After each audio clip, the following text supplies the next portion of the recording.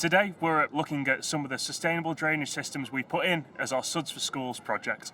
It's been a project that we've been rolling out as a bit of a pilot, so 10 schools to start with issues of network flooding in their local area and also a combined sewer system. We have a number of different really exciting blue and green infrastructure, which is pairing water management with green infrastructure such as plants and trees to manage the effects of climate change, development and urban creep in the northwest. The idea is to bring something beneficial to the school in terms of refreshing the areas. We started designing the scheme by first visiting the site, having a look around to understand how things worked here, what might work where. All of the schemes that we've put in are retrofit, so we're having to work with the spaces that are existing. It's something really new for United Utilities to step into a space of delivering environmental benefits and social benefits at the same time to our communities and our schools in our local areas. It's been really great to actually see some exemplar sites such as this rainbow arch that hasn't been done anywhere else in the country before. Over the years, the environment is becoming more and more of a priority, and sustainable drainage offers an opportunity to develop climate resilient solutions. It's a new way of looking at SuDS drainage. Normally it'd just be plastic crates under the ground. The biggest benefit to us is that there was areas at the school that weren't looking the greatest. The kids couldn't really play on it, or it was just like muck and dirt. We have got a fantastic field which the children could never go on from about October to May because the drainage in it was absolutely awful, and now it's going to be accessible for the majority of the year. They're able to run out on the playgrounds that aren't flooded anymore, and we've done that through the implementation of blue-green infrastructure that the kids can see and they enjoy. Every area now can be utilised in the right way. Just the feedback on them coming out here and playing and being able to use the area is great. There's a lot of smiles on their face. The teachers are really finding it an easier space to work in, an easier space to learn. Most of them just says it's marvellous what you've done and it's a great idea.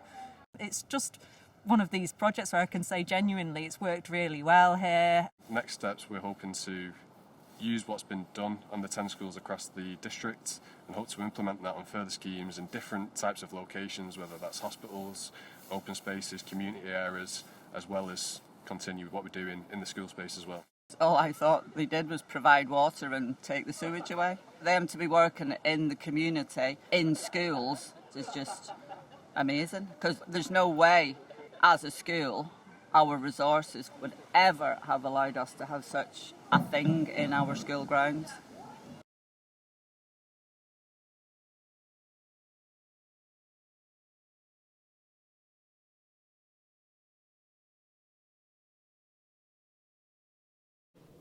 The Four Hills estate is made up of 6 blocks with 70 flats on Blossom Lane in Enfield.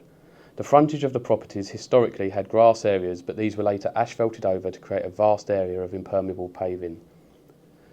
The car park and property frontage used to flood regularly due to the topography of the site and the drainage system not being able to cope and getting blocked regularly. This made it hard for residents to get into their cars and properties and left an unsightly residue from constant ponding. We have introduced a new footway which runs parallel to the road, improves access for residents and provides a safe means of egress from parked vehicles. This was a late addition to the design based on feedback from residents from our public consultation. We also installed permeable desire line pathways behind the estate.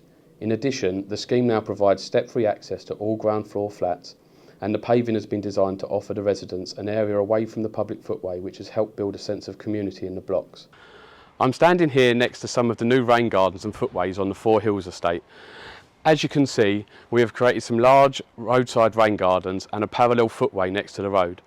Previously, cars would park and residents would have to walk over grass verges and in the road to walk up and down the estate. After a public consultation, we amended the scheme to provide a footway and shared crossing access across the road. On Blossom Lane, we have created 6 roadside rain gardens and 11 rain gardens outside of the flats, which have created a community garden feel for the residents, and around the rear of the properties, we have created 18 swales and 4 detention basins, which have been filled with wildflowers to enhance the biodiversity. The new footpath and crossing points help to provide safe access and egress from the cars and for residents walking up and down Blossom Lane. We use block paving outside of the flats to give residents a sense of ownership of the frontage. Separate from the asphalt pedestrian footpaths, this has helped residents take possession of the rain gardens, as you can see from all the various plant pots outside of the properties now. We employed innovative approaches, discharging downpipes onto paved areas outside properties and diverting water into rain gardens, something that developers are reluctant to do due to concerns around slip hazards. These concerns are sometimes exaggerated and used as a reason not to deliver shallow, green infrastructure SuDS. Hence, we wanted to demonstrate a project that we could monitor and use to promote this approach for future SuDS projects. We have received praise from residents, some of who had opposed the aspects of the scheme during the consultation, who have since shared what a difference it has made. Well, the rain garden is actually a major attraction. It's helped create the community here. Previously to the rain garden there was flooding and it was quite dull and horrible out here, and everyone sort of was inside their own homes and nobody knew each other. But because it's so attractive now, we tend to spend a lot more time outside, and we find that a lot of young children, pre-teen children, are using the space for play, and it's really nice. So you actually get to see kids away from computers and TVs. The back of the estate has been transformed with swales and detention basins. We have used wildflowers to give a variety of habitats and colour to the more formal planting at the front, which creates a greater biodiversity. The success of this scheme has paved the way for more retrofit SuDS schemes in the future.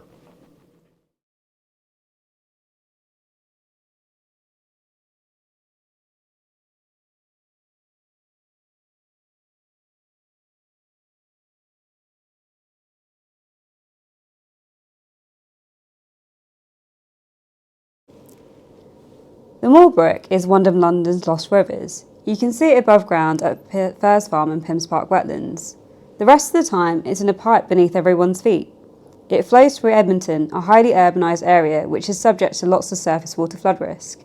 Due to the hidden nature of the river, it also suffers from pollution.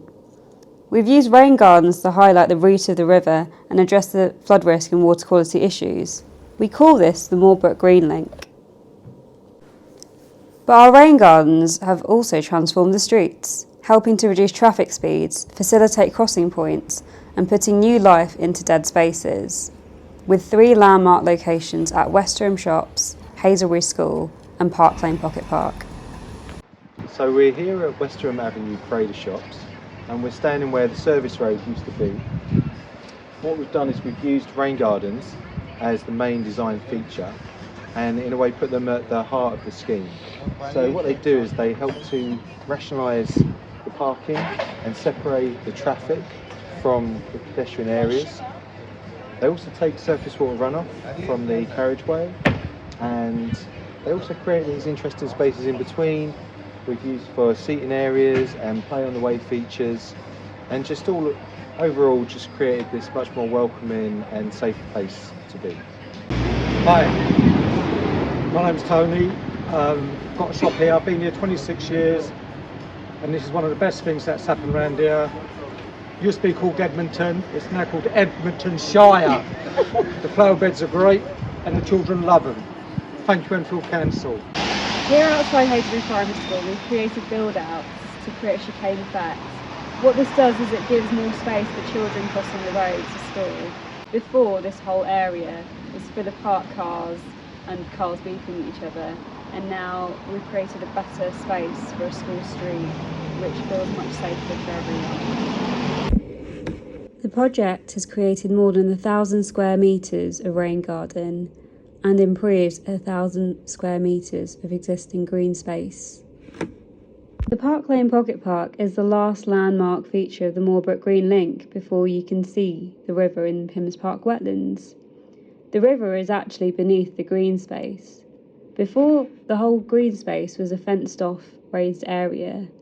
Now we've created a new pathway towards Pims Park, and we've created beautiful swales and rain gardens. This is the end of the Brook Green Link. After finally flowing through Pims Park wetlands, the Brook joins the Pims Brook. It will then flow to the River Lee and continue to the Thames.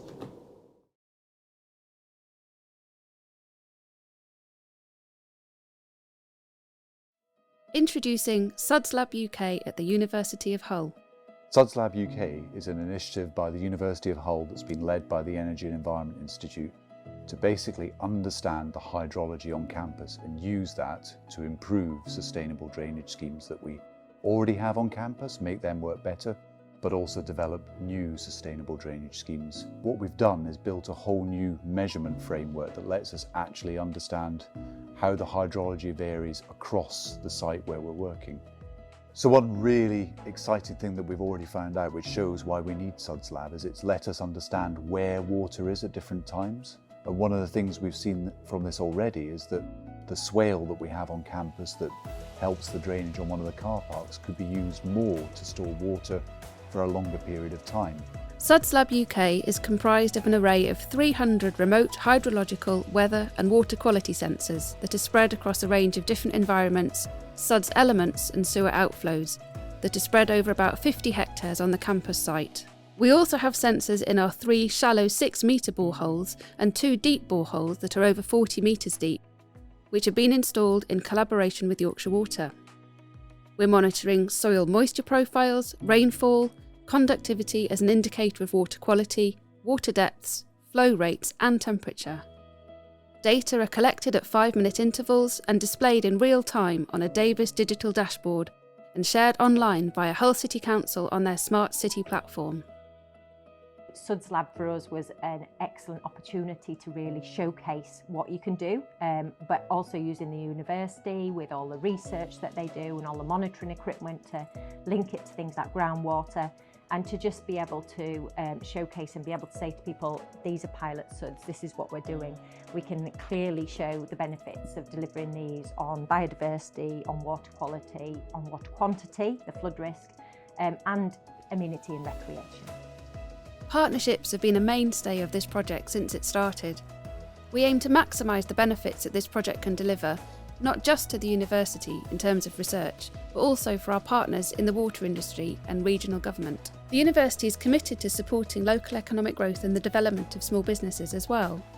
These collaborations have helped to inform our decisions and mean that the data we're collecting from the SuDSlab interventions will have a meaningful impact across the region.